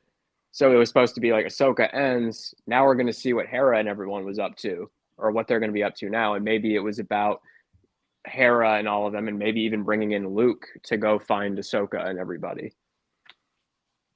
That's it makes sense timeline wise because they kind of just ripped that show out of that whole plan. That's actually another good point on that because Now you're just thinking about what could have been. Well, no, what could be? No, I'm asking is like for the Ahsoka show, so they went in to go find Ezra, but now they're stuck there. Who's going to find them? Skeleton Crew, probably. I know that Ezra knows that's true, but like if it's a big time person from the universe that we know back in that world, like, is it going to be Ezra again? Is it going to be Hera? Like, who's? Oh, I think Travis makes a good point. Why not enlist the help of Luke to go get Ahsoka back? That's kind of that would be a perfect place to do it. But this is like, it's the question is, are they? Because that sound, the way we're just like we're laying out what might have been the plan. Your question is now the question of, can they still go that way? Or are they trying to take the Rangers of the New Republic show? You could easily just do that story and slap something else, like a different name on it. I think the Rangers of the New Republic show was going to be it was going to be its I mean, it was going to be set as its very own story. And I think what we're talking about here is intertwining it with what we have now. Which, Like I think that's what we've during- heard of before from Din and Nerds, right? Like he said from Josh, like that was kind of the thought process of like after the Well, show just fell figure it apart. out. Right? it was all going to be connected in the Mandalorian universe, but I think the Rangers of the New Republic was going to be a standalone, just like all these Yes. other projects are. But after it fell apart, that was like the thought, right? I mean, it's going to be a show about Yeah. Cara Dune and Bo-Katan is what it was going to be. Yeah. That would have been nice to have. You know what? I completely missed the plot thread. That would have this kind of all makes sense now. Remember when Hera is talking to the council and then C-3PO runs in and he says that Leia sent him? That's your ticket to get Luke. Yeah, exactly. Leia was clearly looking out for Hera and everybody. We couldn't see her. We didn't see her. But when they get back, they said, hey, our Jedi friends are stuck in this other galaxy. We don't know how to get them back. When they go to the New Republic with that, Leia's probably going to be like, hey, my brother can help you. Yeah. And there you go. It kind of like, I can see it happening. Like it almost seems like that's what they were trying to set up. But the question is that what's going to be what the Mandalorian and Yeah. Grogu movie is going to be about? Oh, no. Is it am I misunderstanding, or isn't Dave Filoni doing two different movies? He's doing he's doing one. Yeah. Dave Filoni's doing one. We don't know what it's called yet. He said that his main priority is Ahsoka season 2, so he hasn't really started doing his movie. Jon Favreau is the one who's like directing The Mandalorian and Grogu. But I don't think Dave is confirmed for a second movie yet, though. Yeah, it's just the one. For whatever reason, with the Mandalorian Grogu movie, my thought was more of a standalone story. They did this a lot in like the 80s and 90s, where they would do a theatrical film in the middle of a TV show. Like some X-Files had a few theatrical movies that stood on their own throughout the show. The Transformers show from the 80s. Power Rangers did it with like the Power Rangers Turbo movie or whatever. And it was basically a way to get people to watch the show. So in order to do that, you tell a new story that includes everything the audience knows, but progresses the story so it feels like the people watching the show actually are getting something new. So the way I was thinking of the Mandalorian Grogu movie was a self-contained story that could be viewed alongside, if for someone who had just watched like the 9 movies and then they watched the Mandalorian and Grogu, something they could digest alongside all of the movies. And of course, the connective tissue there is, well, we know from brief discussions that there's history between the Mandalorian and the Jedi. Maybe you don't know what that is just watching the movies, but we've seen that they don't have the best relationship. You know that from Jango Fett and Obi-Wan. You know that from Boba Fett and Mace Windu, just by watching the movies. So maybe telling a smaller story dealing with that. This idea of the Jedi and the Mandalorians coexisting. So like just but like not like necessarily having to tie in everything from I think that's kind of what I'm wanting to do, is like Ahsoka season 2 is gonna lead it up one way. The Mando and Grogu movie is gonna lead it up another way. And then you kind of get the connection from both of them, probably from Dave's movie, is what they're probably trying to do. And you guys have mentioned I'm guessing you guys watched the MCU. You guys have mentioned it a few times. Kind of like how, man, that some of those like the movies like 2014 to 2019, there were some banger Marvel movies coming out like all the time. But it was weird. It was interesting that you could watch Guardians of the Galaxy 1 and 2 and then go into Infinity War without seeing any of the other ones, just because you were following the Guardians of the Galaxy and you knew what was going on because you followed them. And because pieces of the Infinity War story were in the Guardians movies, like Thanos was there.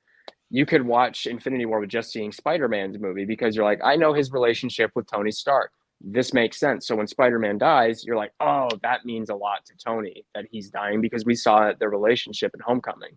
I think like once you start looking at, it's obvious Jon Favreau is heavily involved in the Marvel movies, just as he is involved here.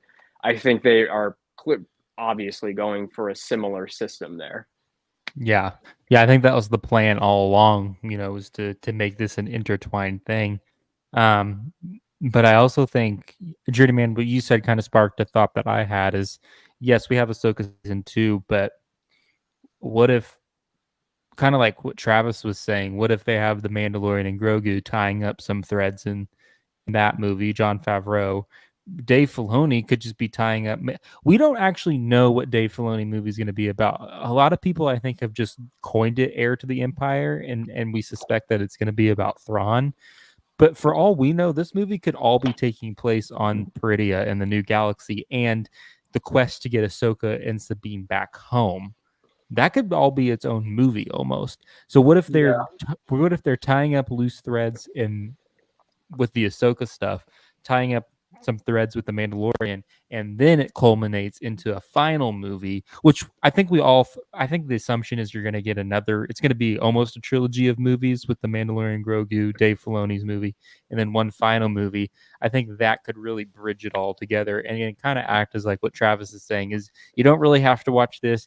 You don't really have to watch this. It just adds some context on what's going on in the larger universe. And then you get this culmination of an Avengers like threat with either it being Thrawn or Abeloth. I don't know. I don't know if Canadian freedom is still here, but I just threw Abeloth out there. So for Mando and Grogu, that's the only problem I have with the movie is like if you're trying to pull threads and tie up loose ends, I'm trying to figure out what's the loose thread or loose end there, like that they need to tie up. Well, I think we threw out a couple, but I mean, I think that there's still some uniting of various Mandalorian clans that could take place. And if they're trying to, if what we've said is true, and we know it to be true, at the end of the Mandalorian season 3, if Carson Teva is using the Mandalorian as like side work, who's to say that like, hey, we know that there's other Mandalorian covens out there. You're our guy to go bring them in. I mean, they're trying to also assuming that they know that Thrawn is back at this time. You got to assume that they're going to the New Republic is going to want the Mandalorians on their side. And so who's the perfect person to go and try to bridge the gap between the New Republic and these various Mandalorian clans to get the Mandalorians on the side of the New Republic? It would be the Mando. True. That brings up another good question is, now that Thrawn's back, do you think he's made his presence known, or do you think he's still hiding, waiting for his time to strike? I think that whether or not he's made his presence known, Ezra knows he's back. Yeah. So it doesn't. Yeah. Let's not forget his undead army too. Yeah. Moff Gideon says, I think based on the dialogue, the implication is he's been whispered about, he's being hyped up, but no one's seeing him. So people are like, okay, like Moff Gideon, he's talking to the Shadow Council, and he's like, where's Grand Admiral Thrawn? Like, this whole thing is for Thrawn, but I don't see him. Where is he? Maybe I should be the leader because he's not showing up. Or Carson Teva going to the New Republic when they reveal that all the New Republic are a bunch of idiots, pretty much. And he's like, there's something going on out there. And by the time it comes, I think it's going to be too late for you guys to act. So we're seeing those seeds that people are suspecting something is going on. But I think Thrawn is doing that intentionally. He's getting people paranoid before he finally shows up to get people all riled up. Yeah. Yeah, there's a lot. So Canadian Freedom says Abeloth could be Ahsoka 2 big bad. Mandalorian Grogu movie is Moff Gideon, and the Filoni movie comes together for Thrawn. I really hope Abeloth is a bigger villain, though, than just for Ahsoka Season 2, but that's just my hope. I don't know. We'll see. Yeah.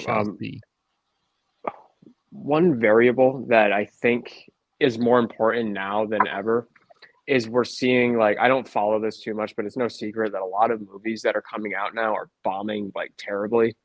Like, Marvel movies are coming out, and they're not even making their budgets back. And I think a lot of it, like in the case of Marvel, a lot of it is depending so much on watching every TV show and every movie just to understand what's going on in this one. And especially when you have so much of your story behind a paywall like Disney Plus, it isn't on like regular television.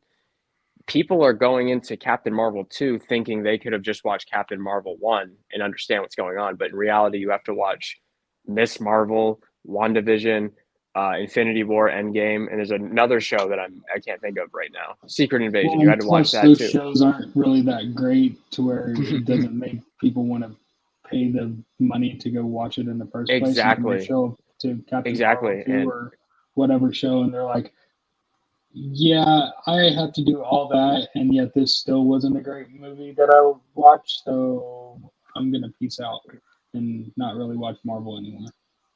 yeah, so I think people at Lucasfilm are, because even when Solo came out, that was an anomaly. That was a weird one where it just Yeah. I can't, there's not one reason why it bombed. There was just some like a lot of things working against that movie. Well, I think but that was at the time when the sequel trilogy was coming out. That was like right after 8, right? And then you yeah, got the but hate from even sequel. so, when 9 came out, 9 still made over $1 billion. Like it was something just with that movie I don't that think people understood what it was supposed yeah, to be. exactly. Mhm. Exactly. I think more than ever that's becoming prevalent where you're seeing like these very interconnected movies that are just inaccessible to people, so they're not seeing it. And Mhm. I think with this Mandalorian movie, that's a huge risk of, do you trust that putting Ahsoka in live action on a big screen is going to get enough people in to make the movie financially viable? And I'm going to say no. Like it's going to make money. People care, but there's Disney Plus clearly isn't as huge as they want it to be. And I don't think Mhm. it is. Like you see the numbers every day. Like everyone's always posting like the money burning thumbnails and Kathleen Kennedy with red eyes or whatever on YouTube. And it's like people are dropping streamers. So I think when Dave Filoni and John Favreau, they must know they have to make this a movie that is accessible to people, because they can't just 100%. Indiana Jones, the last Indiana Jones movie, that was wow, like no one cared. It was just insane that no one went to, like people, and that's only 4 movies to follow. That Yeah. I think was more so because of time, like how much time had passed. I don't think they marketed it very well, but I that's a heard the big movie question. just wasn't great either, and so word of mouth traveled. So But yeah, like I think they're really thinking about this. Like, how much money are we putting into this, and how much are we going to get back?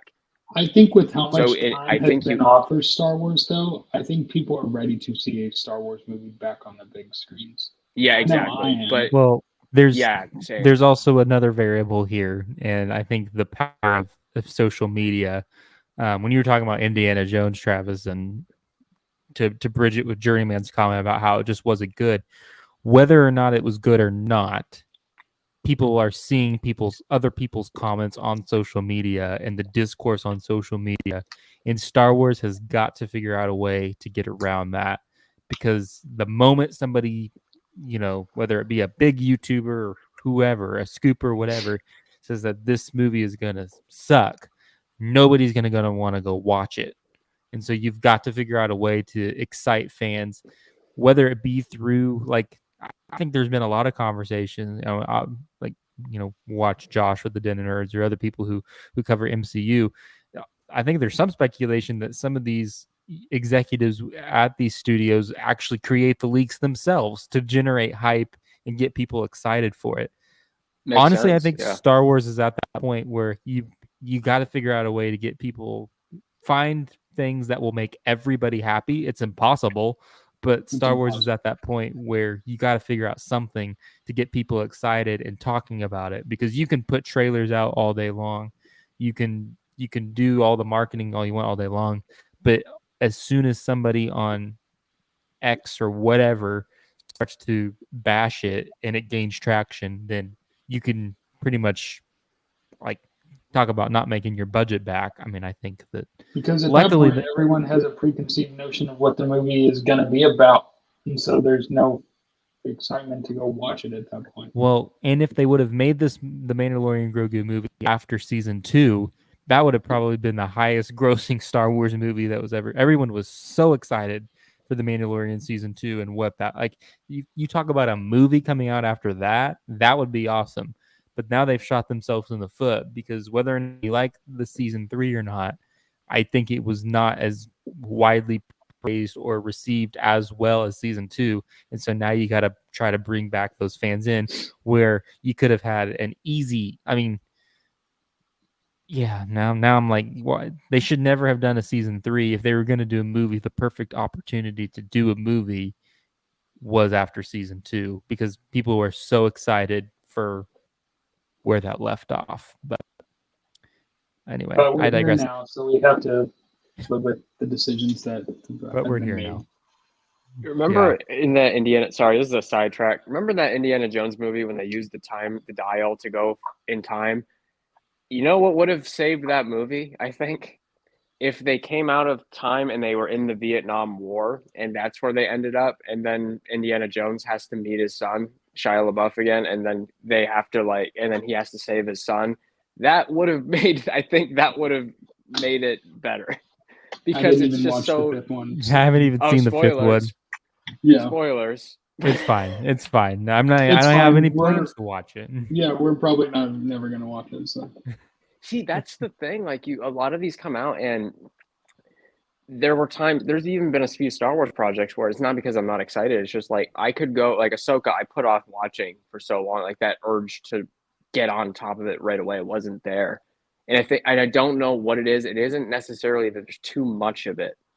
It's like Marvel obviously has been there for a while, but what I've been saying is it's the TV show format. You have to watch the episode and wait a week.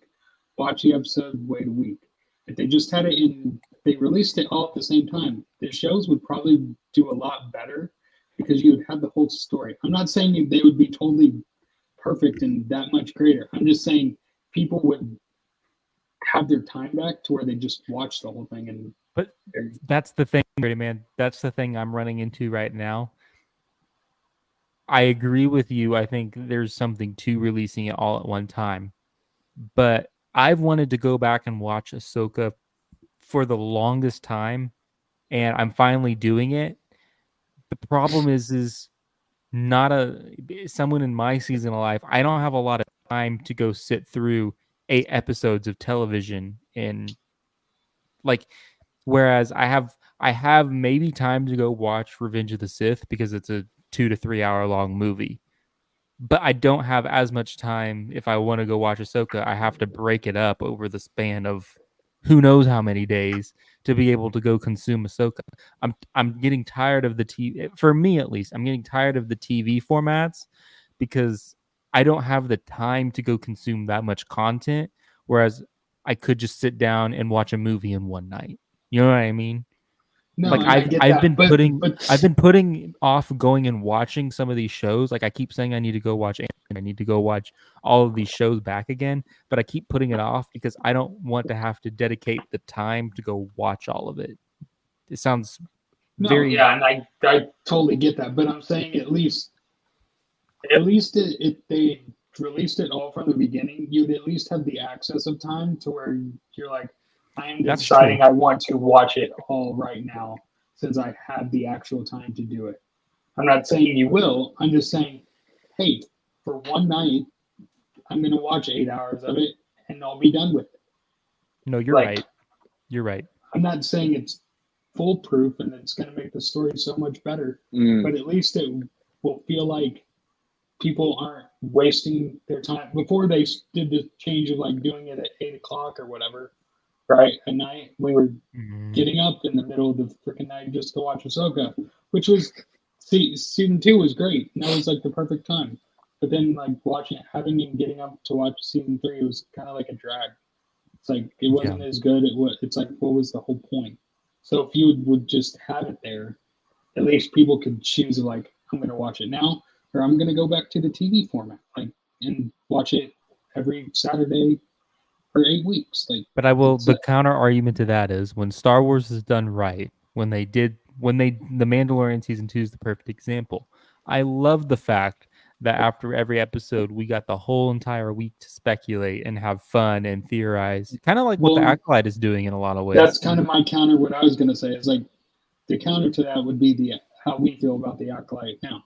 Yes, there are other people that disagree, but like the Acolyte's pretty much doing what Star Wars should be doing. But I think that comes down now to just the story being good. Yeah. We like want to spend the time watching it. Yeah. If the story wasn't good, kind of like Andor or Obi-Wan or whatever the other shows were, it's like, did we really want to go watch this and spend the time watching it? No. Yeah.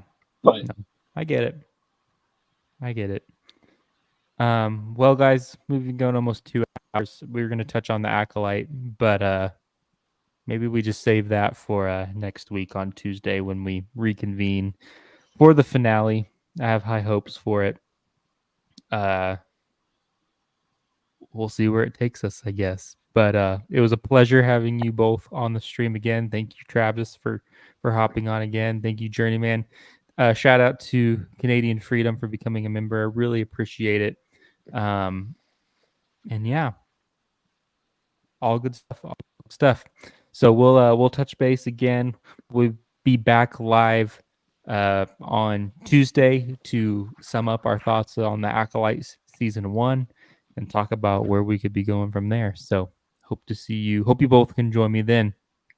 But until then, we're going to go ahead and adjourn. May the force be with you always.